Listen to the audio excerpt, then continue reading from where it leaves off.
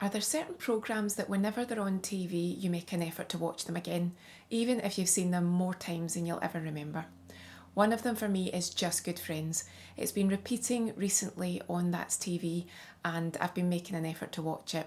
It hasn't disappointed me, and to me it's still as good today as it was back in the 80s. So let's reminisce about Just Good Friends. Just Good Friends originally aired from 1983 until 1986 on BBC One. And it also had a Christmas special, and it had a prequel too. And the prequel was an hour and a half, so 90 minutes. And it was considered a feature-length movie, and it was all about how Vince and Penny met and how it led up to, and this is a spoiler alert, the wedding that never took place.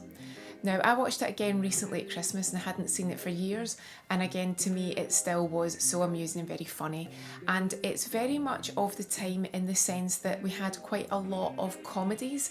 I'd say 60s, 70s and 80s, and then it sort of petered away, and it was comedies where they actually made a film of it, a feature length, and a lot of the time they didn't have the laughter track.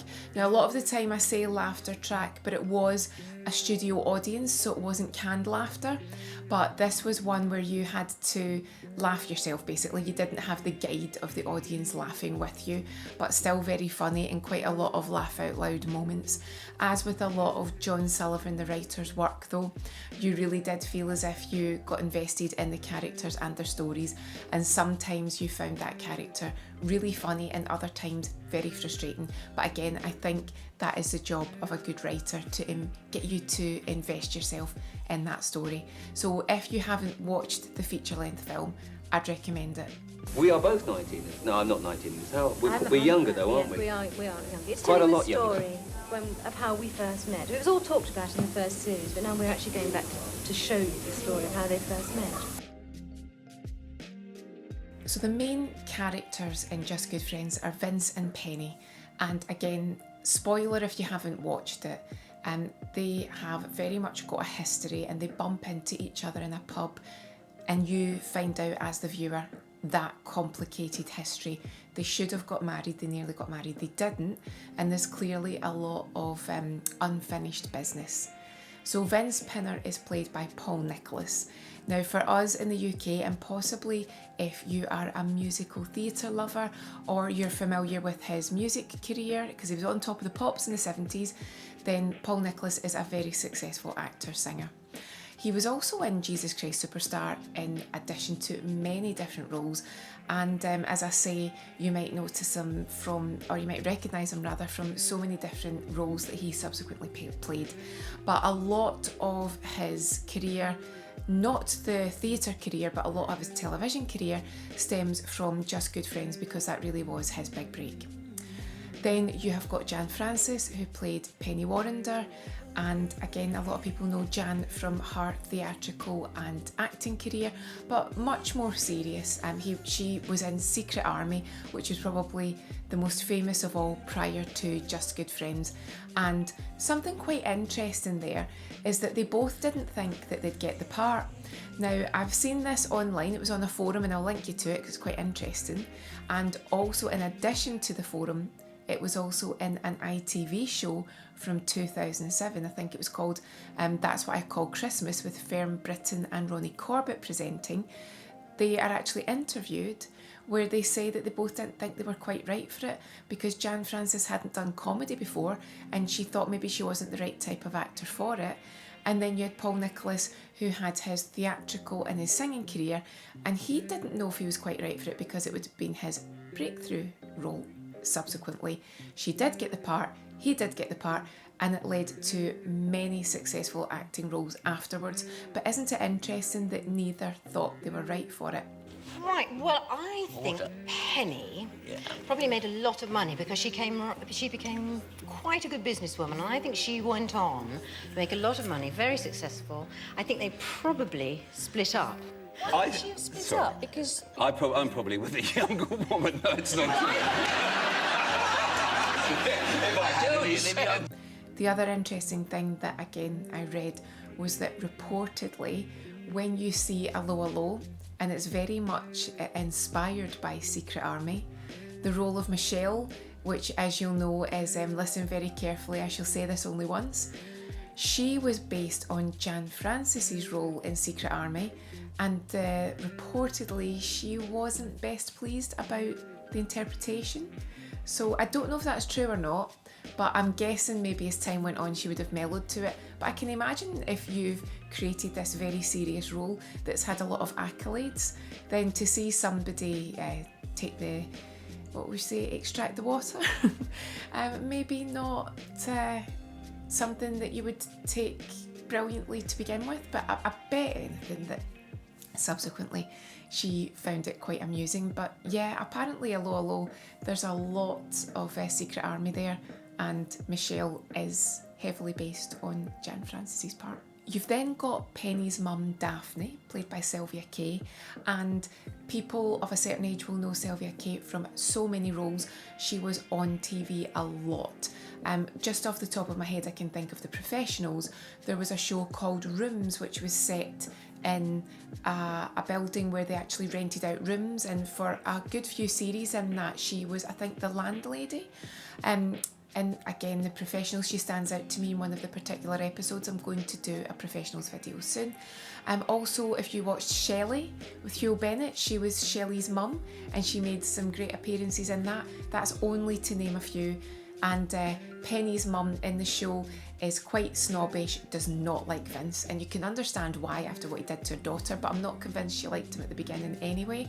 And you really do see Penny's mum struggle with the pinners quite a lot. You've got Penny's dad, Norman, who's played by John Ringham, and again, he was on TV so much for many decades. You'll have seen him in so many different shows, and I know that this is not a reflection of his acting career, but whenever I see him in Just Good Friends, it reminds me so much of the 1980s chocolate orange commercial, the Raiders of the Lost Ark one, where he secretly goes behind his bookcase to get his chocolate orange, and he basically turns into Harrison Ford.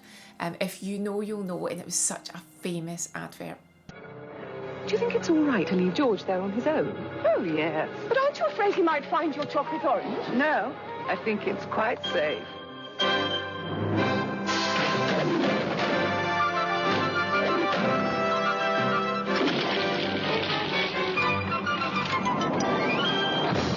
In Just Good Friends, though, he plays Penny's dad, Norman, and he's a very patient man, a very honourable man, a very even-tempered man, and he puts up with a lot. And I think Penny really respects him, and I think everyone respects him, but Penny, you can see it, how much she adores her dad, but he puts up with a lot, and you can tell he loves his wife, he loves his daughter, and he's very fair to Vince and Vince's family. And again, without giving too much away, the connection continues through the series. But again, it's hard not to remember him for that chocolate orange advert, because he did such a good job in it. You've got Vince's dad, Les, played by Sean Curry, and Anne Lynn, who plays Rita. Now, his dad, Les, is a short-tempered man, shall we say, but I think he's short-tempered because the family make him short-tempered. But he's a great character, and him and Vince have a very interesting dynamic, and as the series progresses, you wonder how he manages to keep his temper as much as he does. And Rita's brilliant because she's the salt of the earth. She's a lovely, genuine woman. She wears her heart on her sleeve. As they come into money, she becomes really ostentatious with what she's wearing. The fashion is fabulously 80s. And she's so nice to Penny. She's so kind to her. She's lovely to the Wallander family. But again, it's the dynamic between her and Penny's mum. It's gold. It's really good comedy. Very much into series 3, we then start to see Clifford and Gina, and Clifford is Vince's younger brother, and he is very important in the later series because he provides again a different type of comedy. He's very clumsy, he's always dropping Vince in it, he's saying things at the wrong time to people, and he adds a dynamic which again makes for the tension that you need in some of this comedy as the show moves forward. And you'll know what I mean if you've watched it. And then we've got Gina, who is Vince's wife, who he married in between series 2 and series 3, and they're separated, but Gina plays a pivotal role in what unravels in series 3, and she's one of those characters that is very cold, very snobbish, very guarded, very aloof, but again she's very much needed to move the story forward and to help complete it. But again, that Charlotte, the actress, plays a brilliant job at making it very hard to like Gina. That's her job, she does it very well. And if you have seen it, you'll know what I mean. If you're in the process of watching it, prepare to find Gina very challenging to like. So what is it that you enjoyed about Just Good Friends? For me, it's obviously the chemistry. So they picked brilliant actors for it that really got their roles and added something to them. You can't imagine anyone else playing those roles. The chemistry between Paul and Jan, so Vince and Penny, again, perfect casting. What I also enjoy about it is obviously the writing. It's so funny. Some standout moments for me from John Sullivan is when Penny decides that she's going to take revenge on Vince, and she cuts up all his clothes in his wardrobe only to find out that Vince has been borrowing the flat from his friend and it's not actually his clothing. There's also one where she's in the car and she's basically saying a lot of things that she shouldn't be saying, and then it turns she doesn't realise there's people in the back that have been listening to her the whole time. She thought she was the only person in the car. There's also a part where they have a bit of an argument when they're outside walking in a country location. She stomps back to the car, gets in it, slams the door, fuming. She's in the wrong car. It's an identical looking car, it's the wrong one. And the family's walking back to the car going, who's that strange woman in her car? There's a lot of humour in it, but again, because it's John Sullivan, you also have a lot of those moments where you think, no, don't do that, don't say that, don't go there. For the 80s, it's really good to see, again, it's now a period piece, and to see Penny's character go from quite, and when I say frumpy, I don't mean she was literally like they hadn't made an effort. What I mean is, in the early 80s, there was a lot of the Sloane Ranger look, which when you look back was very frilly, a lot of jumpers with little collars and sort of skirts that were quite shapeless sounds terrible, but you'll know what I mean if you look back at that time, that Sloaney look. And when you see Penny looking quite, I don't know what the word is, because she looked beautiful, but there's an elevation to how she looks. There's a movement from that Sloaney look, very simplistic dressing, simplistic hair, simple makeup, but she looks lovely, to when she moves on to becoming a more successful advertising executive, where she has that 1986 look, and it is wow. She's got the designer clothing, the designer hats, the hair is done, the makeup is stunning, it's the red lip, it's the smoky eyes, the transformation. She is still Penny, but she is a wow 80s power dressing version of Penny, if you know what I mean. There's absolutely nothing wrong with how she looked, but it's so simple compared to how she looks when it's wow, advertising executive Penny looks stunning. And I like that evolution. The character becomes more confident. As she becomes more confident, she becomes more able to stand her ground with Vince. The dynamic does change. Vince changes too, but I would say not so much. But for me, Penny is the standout in how she goes from A to B. You're like, whoa. So if you watched it and you get what I mean, I'd love to know your comments. But there's evolution in every character, but for me, Penny's definitely the standout. Now, interesting things that you might not know about Just Good Friends. According to a show called Comedy Connections, which I remember watching, it's got to be about 15 years ago now, and they did different shows about different comedies. Bread was one of them, Just Good Friends was one of them. And apparently Cheryl Hall, when she was in Citizen Smith, which was John Sullivan's first comedy, and that was with Robert Lindsay, who actually at that time was her husband too. Apparently Cheryl said to John that he gave the best material to the male actors, and he very much took that on board and thought, right, do you know what? I'm going to do something about that.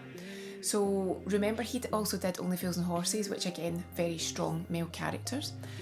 So Just Good Friends was basically his commitment to proving that he could write for female characters too, and he could write a love story. Didn't he do a good job? Now, again, I read, I think it's that, you know, if you've seen previous videos, it's my TV Times 40 Years of British Television book. I love that book, and again, that's probably about 25 years old now. And it says in that book that he got the inspiration for the story of Just Good Friends from reading one of his wife's magazines, and he read the Agony Aunt page, and he must have read something there that gave him the idea for the Vince and Penny will they won't they torturous story about them irritating each other, winding each other up. You can just imagine what that column must have said in it to give him the idea for the Penny and Vince story. So I thought that was interesting that it took Cheryl to plant that seed and for John to say, right, leave it with me, I shall do something about that, and we've got Just Good Friends. Another thing you might not know is that John had intended to leave it at 2 series, and to leave it on a bit of a sad note, because at the end of series 2 they split up and Penny leaves to go to Paris to work. Now, he was happy to leave that there, and I think it was a combination of the audience desperate for more and the BBC thinking, right, we cannot leave this here, there is definitely more to be said here, that he did agree to do a 3rd series. And interestingly, when he came back for that 3rd series, it was the very last episode was number 2 in the most watched shows of 1986, and it got 20.8 million viewers. Now you can imagine again at Christmas time everyone watching that very final episode. Will they get married? Won't they get married? How are we going to tie all this up? Gina's playing games. Again, if you have watched it, you'll know that Penny's dad had lost his job and there was all this stuff going on. Penny's mum was probably not helping because she was adding to the stress. All these things are going on, a lot of loose ends to tie up. So for it to be number 2 in 1986 of the must-watched shows, or most watched and must-watch, then it tells you that we really did love that show. And again, to think about getting those kind of numbers now on terrestrial television, that is the kind of viewing numbers that you could only dream of, but that's because it was such a good show. Again, it might be a certain age group, but in 1984 a new chocolate bar came out, and funnily enough, it's not connected to it, but if you watch Just Good Friends, Penny's actually launching a chocolate bar, but it's got nothing to do with this, I don't think. But a chocolate bar called Cadbury's Whisper came out, and very interestingly, the campaign on television, the advertising campaign, had a lot of famous duos in it. So you had Yes Minister, you had Heidi High, it was Simon Cadell and Ruth Maddock. You had Smith and Jones, you had I think Victoria Wood and Julie Walters, and you also had Vince and Penny, but they did not play Vince and Penny in it. They refer to themselves as Paul and Jan, so they're very clear in it, they're not playing the characters. Again, probably a lot to do with copyright, but they did one of the commercials for the Cadbury's Whisper, and they were very well done, very witty. Funnily enough, some whispering in them, not all of them, but they would either be across from each other or beside each other, and the Jan and Paul one, as you can imagine, they were at the height of their fame. Very popular, very well received. So some of you might remember that Whisper advert, and if you haven't, get a chance to watch it. But for me, I was only about 4 or 5 when that came out, but they were huge adverts at the time, and they worked a treat because you did want and you did get a Cadbury's Whisper, and they're still on the go today, but I can tell you right now, they are half the size. Like everything, shrinkflation has affected the Whisper. But do you remember those adverts? Fancy a Cadbury's Whisper, Jen? Oh, Paul, my favourite chocolate bar. How thoughtful. I thought so. Can't you feel the irresistibility? Oh, I can feel it, Jen. I can feel it. So... Smooth as velvet, Jen? Yes, but there's more. An intriguing, elusive quality, but I can't quite... Put your finger on it. Yes. I know exactly what you mean. You do? Absolutely. But enough about me. What do you think of the Whisper? So that's Just Good Friends. Again, whenever it's on TV, I always make an effort to watch it. You know that Paul sang the theme tune too, and it's one of those ones, again, we talk about the Dennis Waterman. He didn't write the theme tune, but he did sing the theme tune. But it's just one of those shows that is, yes, it does look 80s, but it's timeless in the sense that the story still grabs you The acting is brilliant. The actual premise hasn't dated, and John Sullivan is just a fabulous writer. The actors brilliantly cast, great at their job, and it's always just lovely to watch. So do you agree? Do you love Just Good Friends? Is it something again that you connect with from the time, or do you just watch it now? Did you discover it now? If you've never seen it before, you're going to watch it. I'd love to know. So let me know your thoughts. Have a great day, and I'll see you again soon.